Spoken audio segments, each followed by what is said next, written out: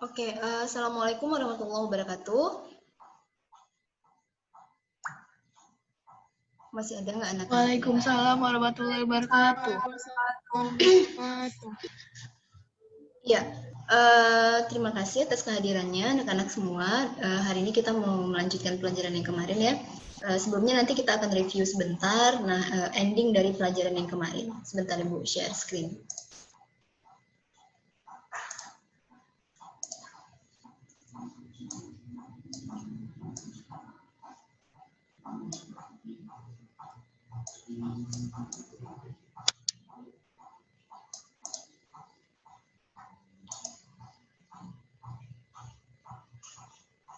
Iya, kelihatan nggak gambarnya?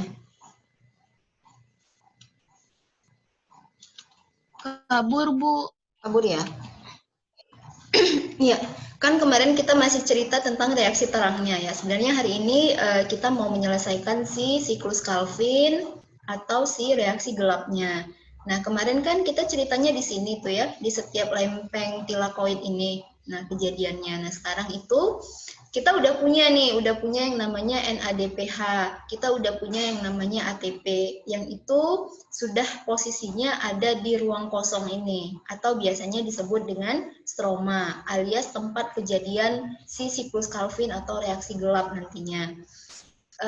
Nah, jadi kan kemarin kita udah bicara siklik non-siklik ya. Nah, kalau misalnya ini dibelah, nah maka kalian nanti akan menemukan yang namanya molekul klorofil, ya molekul klorofil. Nah, ada klorofil A, B, dan ada pigmen yang lain yang kemarin berfungsi sebagai jaket ya, atau biasanya disebut dengan karoten. Nah, jadi di sini nanti akan ada protein-protein ya.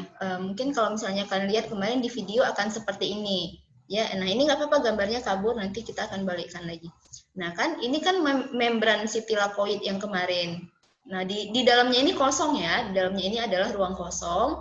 Nah, jadi disinilah kalian akan menemukan protein-protein. Nah, ini sepertinya mirip dengan sistem transport elektron yang kemarin kalian pelajari waktu di proses katabolisme. Nah, jadi dikasih nama dong, kayak ya dikasih nama karena udah banyak, jadi harus ada namanya. Fotosistem, ada fotosistem 2, ada fotosistem 1, kemudian ada kompleks sitokrom, ini enzim juga, kemudian ada NADP reduktase, ini enzim juga, nah kemudian ada ATP sintase. Nah ini penuh ya, jadi di sepanjang membran ini penuh, jadi fotosistemnya nggak cuma 2 biji, enggak. Jadi ada banyak di sini. Nah ini kita ambil sampelnya saja supaya lebih gampang memahami bahwa sepaketnya itu kita butuh ini, ya. Nah, jadi ketika ini ditumbuk oleh cahaya matahari ya, nah di dalamnya udah ada molekul klorofil nih, yang hijau-hijau ini. Nah, maka elektronnya akan tereksitasi keluar, dibawa oleh angkot, nyinggah ke sini. Ya, setiap nyinggah tentu harus ada H+ yang masuk. Nah, kalian lihat ya, H+ masuk. Nah, kekurangan di sini nanti digantikan oleh H2O, ya, pemecahan H2O atau fotolisis H2O. Nah, kemudian nyinggah lagi, masuk lagi H+, dibawa lagi oleh angkot, nyinggah lagi di fotosistem, masuk lagi otomatis H+-nya. Nah, akhirnya endingnya kan kesimpulannya akan banyak sekali H+ di ruangan kosong ini, ya, di ruang tilakoid ini. Nah, maka harus dikeluarkan. Mengeluarkannya harus dari mesin ini, ya, mesin yang namanya ATP sintase. Nah, otomatis dong ya kalau melewati mesin ini akan ada ATP yang dibentuk. Nah, memang ini sih tujuannya sebenarnya ya, membentuk ATP. Sementara ya di posisi lain ini kan terus jalan, ya ini juga kena foton, kemudian elektronnya juga tereksitasi dibawa oleh angkot, menyentuh si enzim yang namanya NADP reduktase, ya otomatis jadinya adalah NADPH. Nah, kemarin kan ceritanya begini ya. Nah, cuma satu posisi kan kalian akan menemukan kondisi yang tidak selamanya akan begini, ya, tidak selamanya akan non siklik. Nah, terkadang dia harus siklik saja. Jadi kalau siklik saja, ketika ini kena foton, ya, si fotosistem 1, dia nggak ngasih ke piridoksin yang ada di sini, tapi dia muter arah ke sini. Kalau muter arah ke sini, ya otomatis ya. Nah, jadi ada H+ yang masuk, H+ yang numpuk-numpuk, yang nyentuh si mesin ATP sintase, akhirnya akan jadi ATP. Nah, jadi kalau keywordnya adalah kalau kalian nanti di soal ditanyakan, kalau di soal UN Ibu belum pernah ketemu sih siklik non siklik, tapi di SBMPTN sudah pernah dan itu sering, ya. Jadi kalau keywordnya untuk non siklik adalah kalian pasti akan melibatkan dua fotosistem, ya, 2 dan 1. Yang ini suka panjang gelombang 680 nanometer, yang ini suka panjang gelombang 700. Nah, jadi kalian akan melibatkan dua fotosistem ini. Tapi kalau dia bahasanya siklik, kalian nggak perlu melibatkan fotosistem 2. Itu saja keywordnya. Jadi akan dari fotosistem 1, P700, ya, balik lagi ke P700. Nah, itu saja keywordnya ya.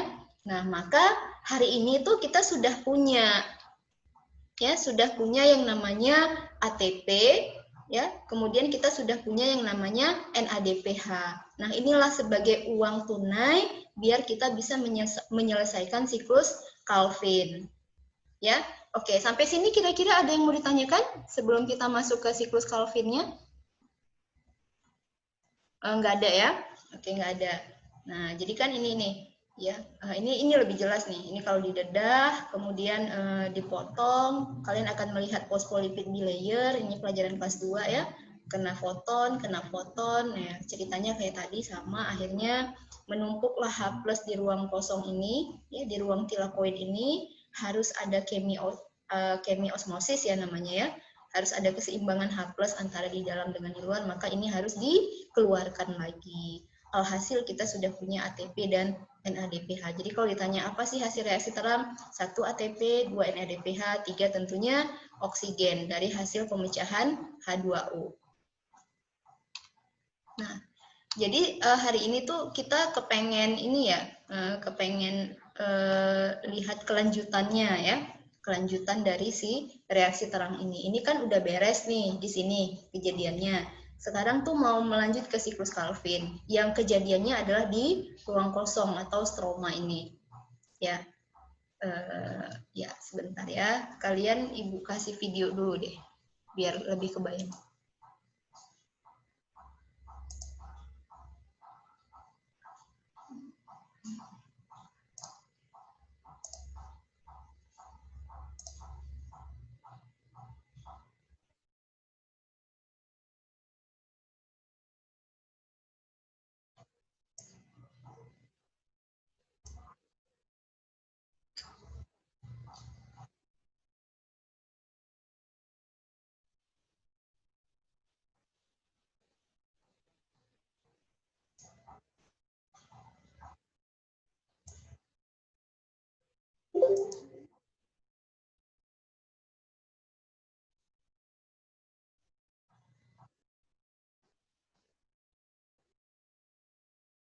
Oke. Nah, kalian sudah mulai disajikan dengan yang namanya siklus. Nah, ya, jadi kalau kalian menemukan bahasa siklus ya atau siklik, nah pasti kalian akan menemukan yang namanya lingkaran mutar-mutar seperti ini. Jadi kalau di kelas 11 kan belajar siklus menstruasi, ya dia akan muter-muter terus begitu gitu. Ya. Nah, jadi ini namanya siklus Calvin atau reaksi gelap. Nah, kalian nanti akan konsep pertama yang harus kalian pahami adalah reaksi gelap ini terjadi pada saat intensitas cahaya sudah tidak mendukung alias redup. Tidak mesti malam. Ya, tidak mesti malam. Jadi kalau misalnya dari siang sampai ke dari pagi sampai ke siang, nah mungkin disitulah terjadi proses reaksi terang atau fotolisis air yang kemarin kita bicarakan. Nah, ketika matahari mulai redup, maka reaksi gelap ini mulai terjadi gitu. Nah, jadi kalau misalnya hasil fotosintesis itu 2 kan yang realnya ya, yang bisa kita nikmati adalah oksigen dan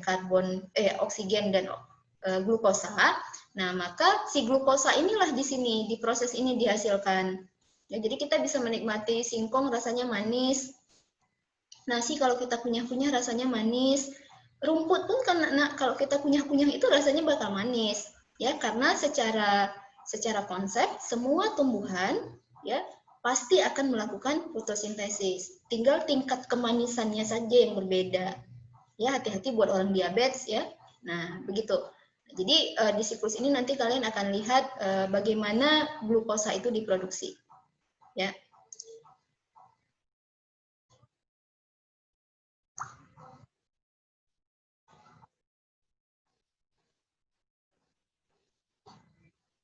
Oke. Nah, matanya harap jeli ya. Kita ulang sedikit lagi. Ya. Kalian lihat di sini, ketika ada satu molekul CO2 yang masuk, dia akan digabungkan ya, akan dikombin dengan molekul yang namanya ribulosa bifosfat atau biasanya sih disingkat dengan RUBP. Nah, ini 1,5 kan kalau di kimia di atom C nomor 1 dan di atom C nomor 5. Ini C-nya ada 5 ya, Nak. 1, 2, 3, 4, 5. Ada 5. Jadi ketika ada CO2 1 biji masuk ya ke dalam si daun ya, ke dalam si daun, ke dalam si kloroplasnya, maka ini akan segera bergabung merekanya. Kan kita tahu glukosa itu C6 ya, C6H12O6. Jadi mereka langsung bergabung, tentunya pakai enzim. Ya, tentunya pakai enzim. Nah, nanti enzimnya namanya adalah Rubisco. Itu juga sering-sering sekali tuh disebut di soal ya, nama enzimnya adalah Rubisco. Nah, mirip sih sama ribulosa ini. Ya, ketika mereka bergabung, nanti kalian langsung lihat pecah langsung jadi 2. Ya, kita lihat ya. Oke. Oke, mereka langsung split. Mereka langsung split jadi 2. Ya, artinya kan masing-masing akan punya 3 atom C plus dengan 1 atom fosfat.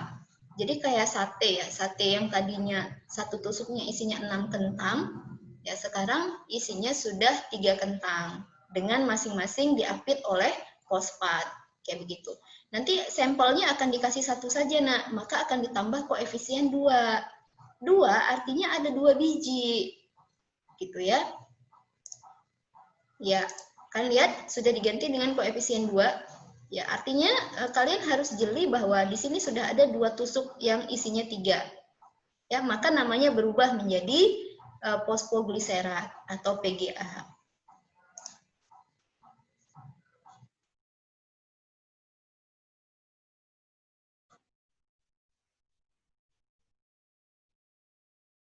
Oke, kalian sudah mulai melihat adanya pemakaian ATP.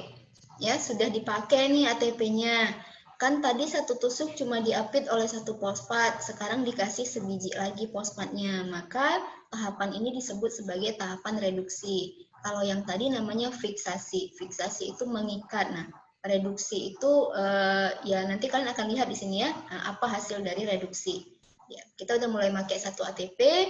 Kalau tadi namanya masih fosfogliserat, maka di sini sudah 1,3 B. B artinya 2. Di atom C nomor 1 dan di atom C nomor 3. Iya, kalian lihat ya, ini P-nya diambil lagi. Nah, mungkin kalian bertanya-tanya, loh ngapain repot-repot, udah dikasih diambil lagi, dikasih diambil lagi. Begitulah reaksi kimia. Nah, jadi step ini harus tetap dilewati. Nah, kalian percaya tidak percaya, ini terjadi. Dan para ilmuwan sudah berhasil membuktikan ini. Kalau memang kalian ragu dengan reaksi ini, kalian boleh buktikan bahwa ini salah. Ya, oke.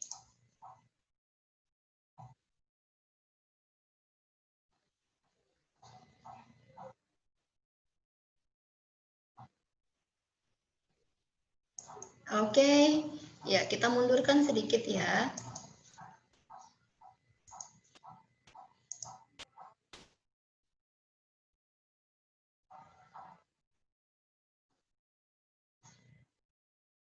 Oke, kalian lihat nak, di sini ada molekul 6. Ya, 6. Harusnya kan 2 tadi ya. Harusnya 2. Artinya, ya, untuk menyelesaikan satu molekul glukosa, kita butuh 3 atom C. 3 kali masuk. Masuk 1 C, masuk 1 C, masuk lagi 1 C. Makanya di sini koefisiennya berubah menjadi 6. Ya. Iya. Kalian lihat ini tahapan regenerasi. Ya, tahapan regenerasi artinya kita mau membentuk kembali nih si RUBP-nya. Nah, maka yang 5 ya, yang 5 biji ini, 5 tusuk ini akan mengikut siklus. Namanya juga siklus. Ya, akan mengikuti siklus. Artinya dia akan menjadi molekul itu lagi. Sementara yang satu akan keluar dari siklus. Nah, ya satu biji yang isinya 3 tusuk tadi. Nah, maka yang satu inilah yang nanti akan menjadi sejenis glukosa. Ya, satu molekul yang 5 ini kayak kita invest aja sih ya. Kita punya 6 supaya siklus ini tetap berlangsung lagi. Nah, maka kita harus invest yang 5. Yang satunya silahkan ditimbun. Ya, ditimbun nanti di jaringan penimbun, otomatis di organel ya. Kalau kita bicara organelnya, ya pastinya vakuola nantinya. Nah, jadi nanti kalian akan melihat di sini ada satu molekul yang isinya 3 atom C diapit oleh satu fosfat.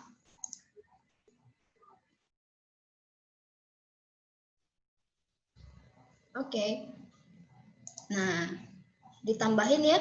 Nah, ditambahin kan di sini tadi punya 5 nih. 5 tusuk sate yang isinya 3 kentang.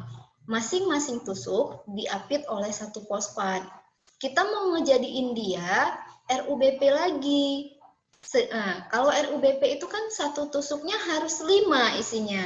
Maka yang 5 tusuk harus kita jadikan 3 tusuk supaya satu tusuknya isinya 5. Toh kan sama kalau kita kali-kalikannya 5 kali 3 15, 3 kali 5 kan 15. Dan kita butuh tambahan 3 ATP karena masing-masingnya harus diapit oleh fosfat.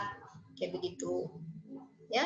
Nah, gitu nak kira-kira. Jadi ini proses regenerasinya. Dari sini tadi yang 3 atom C ya menjadi 5 atom C lagi alias RUBP yang nanti hanya molekul ini ya, hanya molekul ini yang nanti bisa menangkap CO2 yang masuk. Begitu. Maka ini akan terjadi terus. Nah, begitu.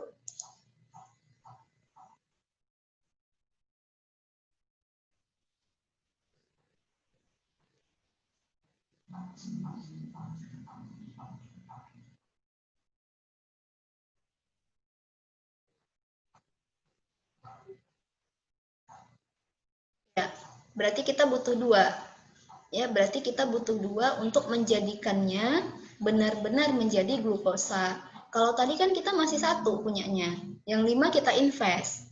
Nah, berarti nak kita butuh 2 kali siklus Calvin untuk menjadikan satu molekul glukosa. Sama dengan kemarin, kita butuh 2 kali Krebs ya untuk merombak satu molekul glukosa.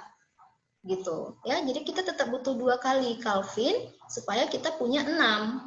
Kan tadi kita cuma punya 3 yang kita hasilkan, toh yang 5 kita invest, kita tabung lagi gitu.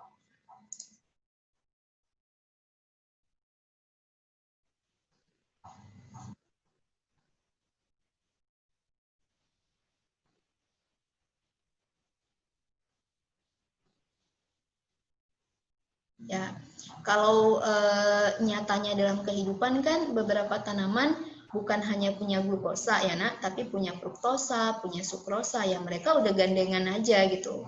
Ya, semakin banyak nanti tumpukan glukosanya ya mereka akan bergandengan menjadi disakarida, menjadi polisakarida. Nah, itulah yang kita konsumsi sehari-hari. Nah, jadi kalau misalnya ditanya padi atau beras atau ubi atau ubi rambat yang kita makan, nah itu kandungannya sudah poli, ya, sudah polisakarida, artinya sudah banyak sekali gandengan-gandengan yang seperti ini. Dan nanti ketika kita kunyah-kunyah, gandengan ini putus lagi. Nah, itulah katabolisme. Nah, kayak gitu.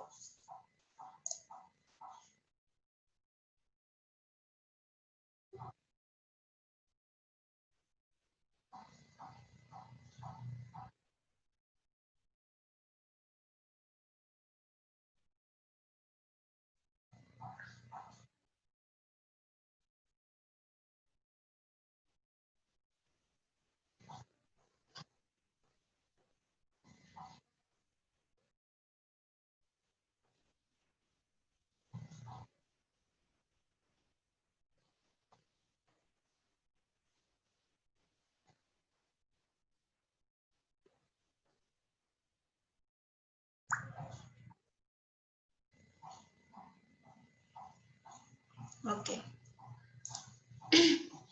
Ya, kita balik ke PPT ini ya. Ya, kan kalian tadi ngelihat ini sih sebenarnya dalam bentuk animasi video.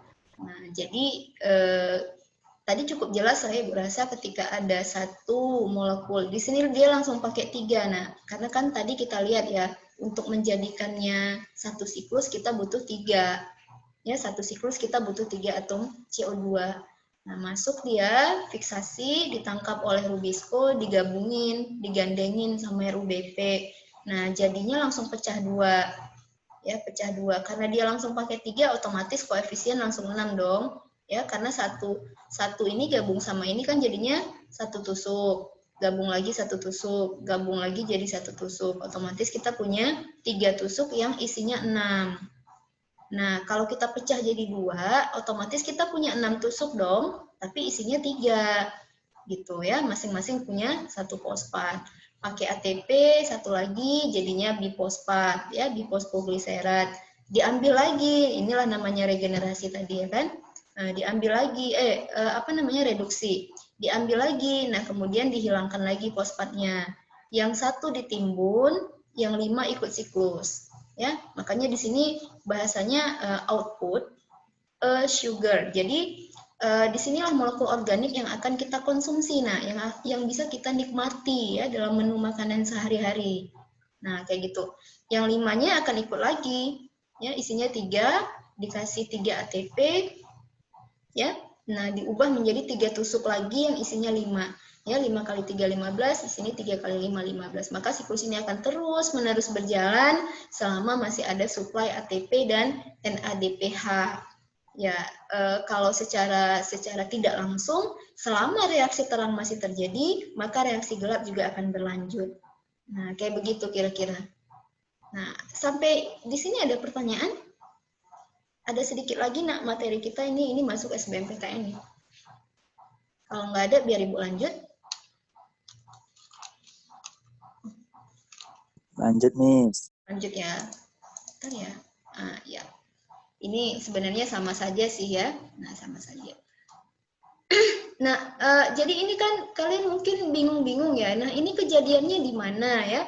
Kejadian si reaksi terang, reaksi gelap itu semuanya terjadi di seluruh sel tumbuhan. Ibu udah katakan, seluruh sel tumbuhan itu mengalami yang namanya reaksi terang dan reaksi gelap. Ya, karena kan semua sel tumbuhan itu punya kloroplas. Kita sudah sepakati itu di kelas 11. Ya.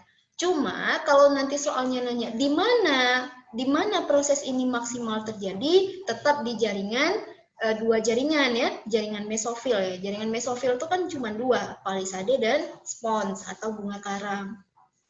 Nah, maka kalau tadi kalian lihat kan reaksi ini kan terjadi di satu sel ya. Nah, satu sel selesai. Nah, ini reaksi yang umum terjadi pada hampir semua tanaman yang tumbuh di daerah tropis. Nah, kita jangan lupa ya, ada benua Antartik, ada benua yang lain ya, ada daerah yang lain yang memang mereka tidak seperti kita, panjang siang dan malamnya sama. Ya, mereka punya musim-musim yang berbeda, punya 4 musim dan seterusnya. Nah, beberapa tanaman yang hidup di sana, punya adaptasi yang berbeda juga gitu. Ya, makanya kan kalau di biologi sebenarnya tidak jarang sekali kita nemu orang biologi yang dia menguasai semua.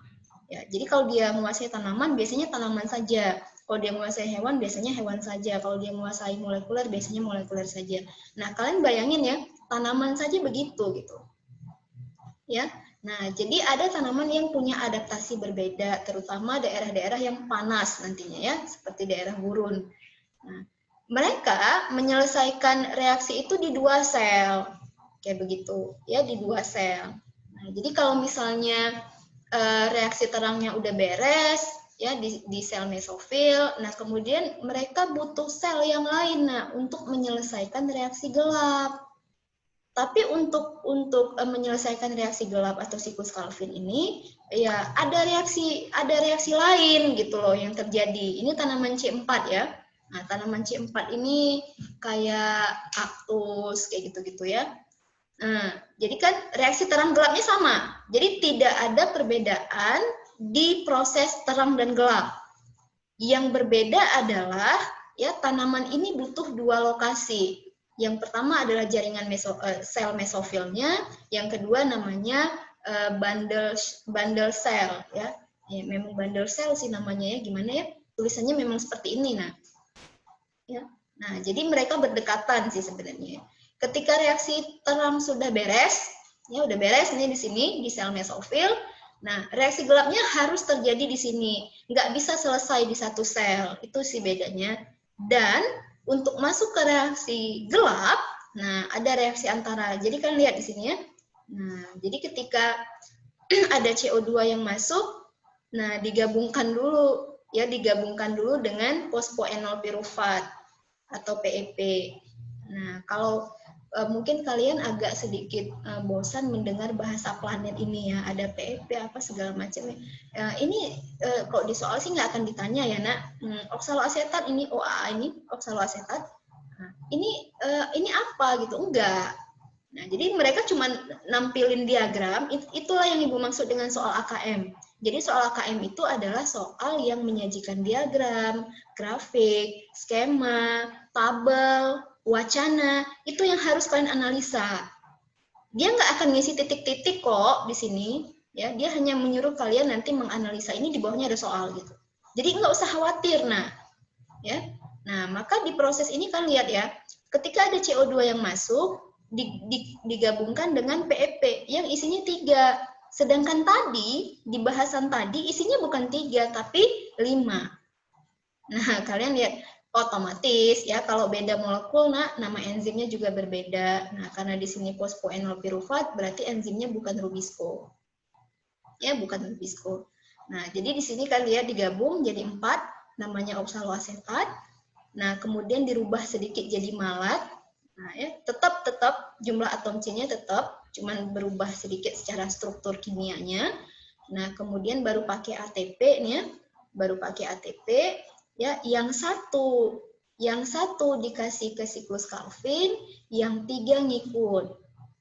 Nah, jadi sama secara konsepnya sih sama ya, gitu. Jadi yang 3 regenerasi jadi PEP lagi, ya, yang 1 dikasih ke siklus Calvin. Jadi kayak ada transfer sih, kayak ada apa namanya ya, estafet CO2. Nah, jadi CO2 dari sini tuh nggak bisa langsung ke RUBP, nggak bisa.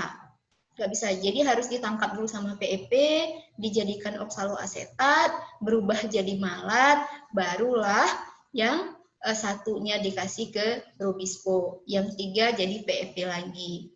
Nah, kalau udah ada ditangkap sama rubisco, ya ini akan terjadi secara sama ya, sama persis dengan tanaman yang tadi kita bicarakan. Nah, ini nama tanamannya adalah tanaman C4. Yang tadi kita bicarakan adalah namanya tanaman C3. Ya, kenapa C4, C3? Ya bebas aja sih ya penemu mau ngasih nama C4, C3, ya mungkin mereka ngelihat, oh ini C-nya jadi 4 dulu. Ya, jadi 4 dulu. Nah, makanya namanya C4. Yang tadi kan satu siklus butuhnya 3 CO2, makanya namanya C3 gitu. Ya, bebas sih kalau penamaan ya. Mau dikasih nama siapa juga bebas, sama seperti kita gitu ya. Nah, kayak gitu. Nah, ini tanaman C4. Nah, jadi ada proses estafet CO2 sebelum dia ditangkap oleh si rubisco dan digabungkan dengan RUBP. Nah, kemudian nah, ini sama saja sih. Nah, jadi mungkin kalian bingungnya di mana posisi bundle sheet cell itu. Nah, dia berdampingan kok. Ya, dia berdampingan sama si mesofil atau jaringan tiang ini. Berdampingan. Makanya mereka bisa saling kerjasama. Ya. Nah, jadi seperti itu. Jadi di CO2 masuk, digabungkan dengan C3, jadi oksaloasetat, berubah menjadi malat, kemudian yang 3-nya ikut siklus, CO2-nya ditransfer ke siklus Calvin. Tapi kejadiannya sudah di sel yang berbeda. Baru tumpukannya, bentuknya sugar ini akan ditimbun di vascular tissue.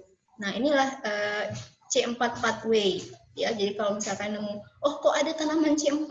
Nah, memang ada, karena kalian jangan lupakan ada daerah yang punya musim berbeda dengan kita.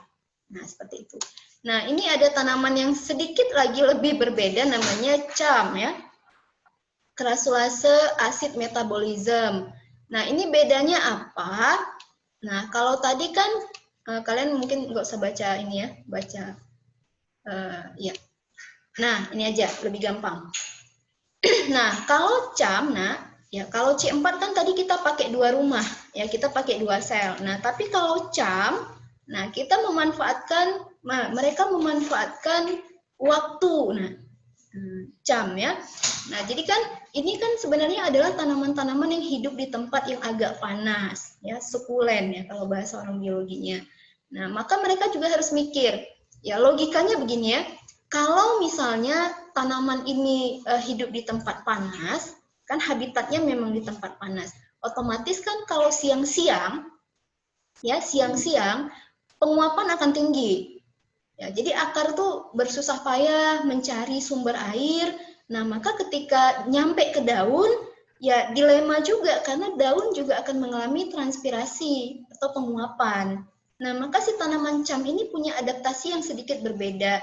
Nah, jadi mereka tuh pekerjaan mengikat CO2 ini dilakukan di malam hari. Nah, sementara kalau tanaman yang lain, ya C3, C4, ya sah-sah saja mereka tetap ngebuka stomatanya siang-siang, ya dengan resiko penguapan tadi.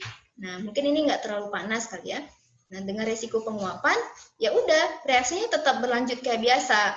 Ya, pada saat intensitas cahaya cukup, reaksi terang dulu, setelah mulai redup, maka reaksi gelap.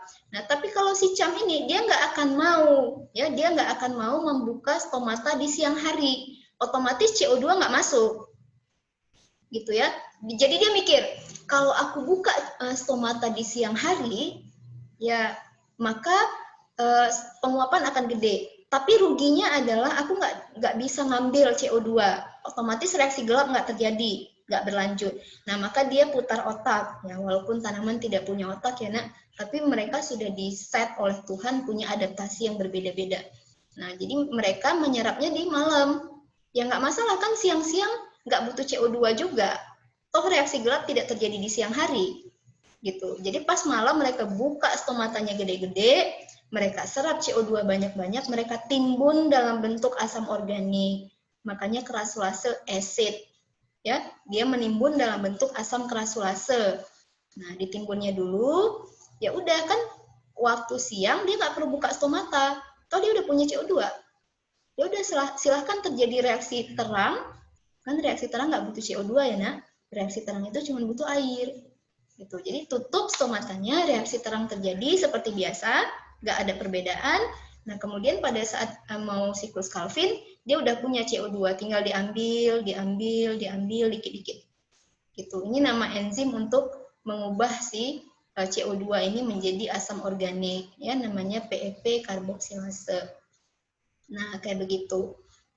Jadi kalau misalnya kita buat matriks tabel ya, apa perbedaan ketiga jenis tanaman itu ya, kalau C3 dia tetap memanfaatkan siang dan malam ya, cahaya matahari terang dan redup dengan menyelesaikan proses di satu sel. Kalau C4 dia sama, tidak ada perbedaan waktu, cuma selesainya di 2 sel. Tapi kalau CAM, nah dia memanfaatkan waktu ya, dia menyerap CO2 pada saat malam hari. Kemudian siang hari CO2-nya dipakai untuk siklus Calvin tanpa perlu membuka stomata. Selesainya di satu sel, di sel mesofil, palisade atau spons. Kayak begitu. Nah, ini pernah muncul di SBMPTN ya. Nah, kayak begitu. Nah, ya jadi kira-kira kayak gitu untuk hari ini. Ini sama saja sih sebenarnya ya. Cuma ngebandingin aja. Nah, jadi ini kalau tanaman C3, ini C4 pakai 2 sel, tanaman tanaman CAM-nya tetap pakai 1 sel, hanya saja dia bermain di waktu malam hari. Ini agak bandel sih, tapi pintar ya. Nah, jadi dia nggak perlu buang-buang energi untuk kehilangan banyak air, maka dia maksimalkan waktu malam hari. Nah, Ibu rasa cukup untuk hari ini. Ada pertanyaan? Tidak ada? Tidak, Ya, Miss. nggak ada ya. Kalau misalkan tadi Ibu bilang penekanannya bukan di nama-nama molekul, tapi bagaimana kalian menganalisis diagram, skema, ya. Jadi sebenarnya tidak perlu dihafal. Nah, kalau ada hal-hal yang ingin kalian tanyakan seperti biasa ya, nah silakan japri. Oke, terima kasih untuk hari ini. Semoga kalian bisa sama-sama paham ya.